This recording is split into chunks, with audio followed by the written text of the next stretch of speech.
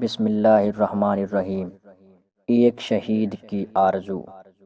حضرت سعید بن ابی وقاص رضی اللہ تعالی عنہ کہتے ہیں کہ جنگ احد سے پہلے مجھ سے عبداللہ رضی اللہ تعالی عنہ نے کہا، آؤ ہم اللہ سے اپنی اپنی آرزوئیں کی دعا کریں۔ میں نے کہا اچھا۔ ہم ایک کنارے رہ گئے۔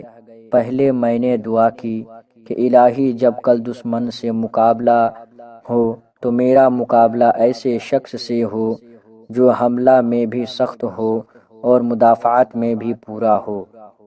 میں اور وہ لڑیں، میرا لڑنا تیرے لیے ہو، پھر مجھے فتح ہو، میں اسے قتل کر دوں اور اس کا سامان لے لوں۔ میری اس دعا پر عبداللہ رضی اللہ تعالی عنہ نے کہا آمین۔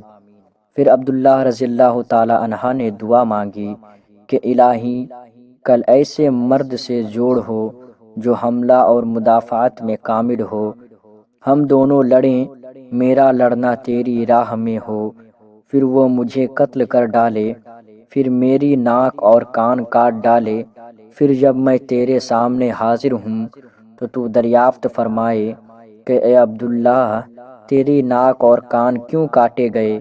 تب میں عرض کروں کہ تیری بارگاہ میں اور تیرے رسول اللہ صلی اللہ تعالی علیہ وسلم کی بارگاہ میں، تب تو فرمائے کہ اے